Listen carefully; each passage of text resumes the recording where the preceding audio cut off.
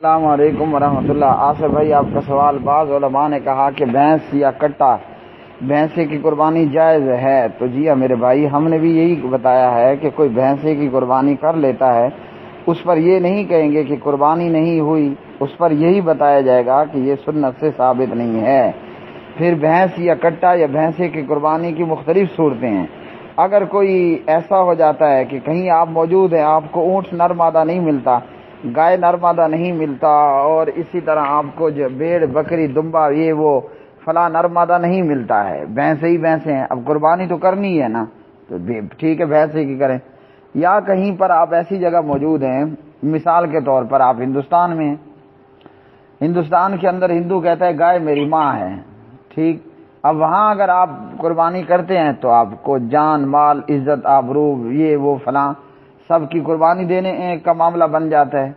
تو پھر وہاں مجبوری ہے، وہاں بھینسے اور کٹے کی قربانی کر لیں۔ اسی طرح استاد محترم حضرت مولانا مفتی حافظ عبدالسلام بن محمد حافظ اللہ فرماتے ہیں کہ ایرانی اور ان کے قرب و جوار کے لوگ بھینس کو بھی گائے ہی بولتے تھے، گائے کو گائے بولا جاتا تھا، اور ایران اور ان علاقوں کے لوگ بھینس کو گاؤ میش بولتے تھے،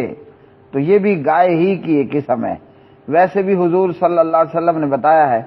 جو جانور ذوناب نہیں ہے وہ حلال ہے، ذوناب جس کے نوکدار کچلیوں والے دانت ہو، جیسے کتا، شیر، چیتا، بگاڑ وغیرہ۔ اب گائے بھی ذوناب نہیں ہے، بلکہ بھینس بھی ذوناب نہیں ہے، وہ گائے ہی کی طرح ہے، رنگت، جسامت، ڈھول یہ وہ طبیعت کا تھوڑا بہت فرق ضرور ہے۔ اور پھر اس پر مزید یہ بھی کہا جاتا ہے کہ اس طرح بھینس حلال ہے تو پھر گھوڑا بھی تو حلال ہے، وہ بھی ذوناب نہیں ہے، اور باقاعدہ اس کے کھانے کا ذکر بھی ہے۔ اسی طرح جنگلی کھوتا، زیبرا، حمار الواشی وہ بھی حلال ہے، تو پھر کیا ان کی بھی قربانی ہوگی؟ تو یہ تو پھر ایک لمبا سلسلہ نکل چلے گا نا۔ گھوڑا ذبح کر دو، گھوڑا ذبح نہیں کرتے تو آپ افریقہ میں ہیں تو آپ پکڑ کر حمار الواشی، زیبرا، جنگلی کھوتا اسے ذبح کر دیں، تو لمبی بات پھر چل پڑتی ہے۔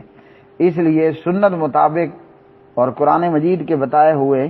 یہ جانور موجود ہیں تو انہی میں ہی رہیں، سنت کو ہی فالو کریں، الا یہ کہ کسی کی جان پہ پڑ جائے جیسے بتا دیا وغیرہ۔